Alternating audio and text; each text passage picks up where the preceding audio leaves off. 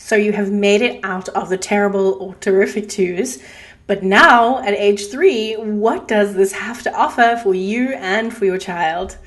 Hi, if we haven't met before, my name is Holly. I'm a pediatric occupational therapist. I am a mum, and I'm the founder of Playful Pod, which is my play and child development membership community. I release new videos every single Tuesday all about toddlers and giving you tips in raising your toddlers. So if you're interested in that, make sure to hit that subscribe button and the notification bell. Today we are talking all about 3-year-olds. Now, I want you to think about this not in terms of a checklist, not in terms of like, oh, they haven't done that yet or anything like that, but in terms of this opening up a new doorway, a new opportunity for you to engage with your child and for your child to engage with and discover and explore the world. How exciting. Now, if you do like checklists, if you like to have things in paper in front of you, you can go ahead to the description box and sign up for my milestone charts, which are for 1 to 4-year-olds.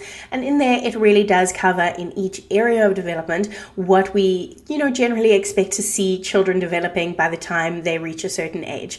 So we're going to dive into this today, but again, keep that mindset of what is this bringing to our lives? And I want to hear from you as well. Like, what is going to be the first thing that you're going to try after watching this video?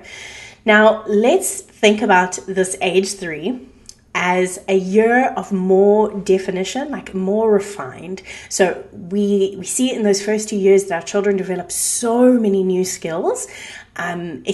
It's outstanding. It is just so amazing and incredible to really bear witness to how quickly they develop and how much they learn. Now, in the year of 3, they're taking a lot of those things that they've begun to practice in a very toddler kind of clumsy way, and they're refining those down and they're becoming much more skilled in the way that they interact with the world.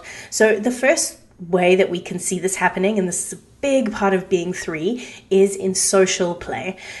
So children move more from maybe looking into what other children are doing or playing alongside other children to actually engaging more in cooperative play. Now, this doesn't look like them coordinating like a grand pirate event at age 3, but it does maybe look like if an older child is coordinating the pirate event, that your child is able to somewhat between the ages of 3 and 4 join in to that game. It may look like children running alongside each other. It may not be a ball game yet, but it may be them all chasing the same ball. One of the things that our kids did recently, somebody brought like this really big remote control car to our park, and it was just adorable to see like from 3 until like 7, just all of these kids chasing this big remote control car. So they're becoming a lot more cooperative in the way that they're playing. This opens up a lot of opportunities for more social play. Firstly, in terms of games that have a little bit more structure. So at this age, we can start to introduce simple board games.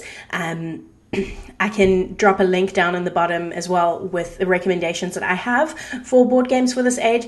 I would say that this is a great thing to introduce for families. It's maybe challenging. There's a lot of turn taking in board games and it may challenge them, but those challenges are really good and it's just helping them to like refine those skills again. So board games, card games, you may also notice that they do start to pretend play a lot more at this age. So maybe it's that they've watched a movie and now they're interacting as those characters of the movie.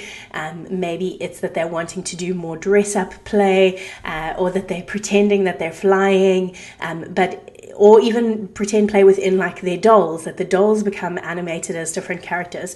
But in this year of 3, we definitely see this big window of pretend play and imaginative play becoming much more dominant in your child's life. Also, we see that they are interested in novelty, they're interested in different things, and you may have noticed that they like to ask a lot of questions. This is like one of those like signature things for 3-year-olds.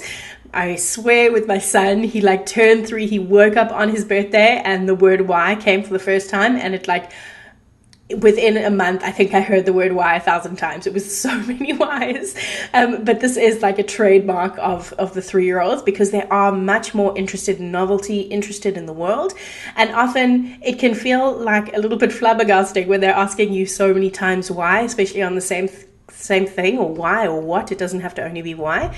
But generally what we say that our children are asking when they're saying why so often is that they're just asking you for more information. So you don't have to feel like you have to explain like nuclear physics to your 3-year-old, but you can just add a little bit more detail, and maybe even respond with, that's interesting, right? Or, not necessarily feel like we have to have every answer, because we don't, that's for sure. But we can learn a few things along the way, right? Okay, now another place where we see our children becoming just so much more refined in the 3rd year is their movement. They go from being these adorable little toddlers at 1 into 2, where they start being climbing stairs and running, and then between the year 3 and by the time they reach their 4th birthday, they are really refined in the type of movements that they can do. So we're going to see them climbing up taller ladders. We're going to see them by the end of age 3. So by the time they reach 4, generally, children are able to run upstairs and go downstairs by themselves. They can jump and clap in sequences. So again, those like big movements that they learned before are now becoming just a lot more refined. They can also do longer jumps and more like coordinated jumps, like starting to learn some form of hopscotch or whatever games you have where you live. We also see then in their fine motor skills that they are a lot more refined at this age. They are more able to roll out Play-Doh and cut out shapes. They may be doing beading, scissor skills. We definitely want to see that introduced in this year. We also see within ball games that, again, as they are more cooperative, they're starting to engage with balls a lot more. And we also see this in drawing. So by the time a child reaches age 4, we're seeing that they are able to draw some kind of a picture of a person. Now, don't expect any like Picasso work here. This is going to be something really simple. It might have like 2 to 4 features, but it's a special milestone, I think, for children to be able to see that they've drawn something. And even before they get to the point where you recognize that, oh, that does look kind of like a face or a person, they will be telling you, oh, I've drawn this, and even if it's a squiggle, and that's so amazing. Now, the next place and this is one that I'm going to like just climb onto my little soapbox here and say to parents, this is a great time for us as parents to start stepping back and allowing our children more autonomy. They definitely need autonomy. Maybe they're not a 2-year-old, so it's not as front of mind for us that they're like trying to exert their power, but they need that autonomy. It's really, really beneficial, not just for their like motor development, but also for their psychosocial development. So we see a 3-year-old being able to dress and undress more independently. They might need still some help with certain items, especially I think girls' clothes often just need a little bit more help when they're like tights and things like that. But we're seeing a lot more independence, and especially in undressing. We're also seeing by the time they're reaching 4 that they're able to put on sandals independently. They're able to do some portion of that brushing their teeth, eating. They're able to help with basic household chores like setting the table, helping with some meal prep. And this place of self-help is really, really important, especially if your child will be going to preschool or is already attending preschool, because the more you can give them the ability to help themselves, the more confident they'll feel within themselves.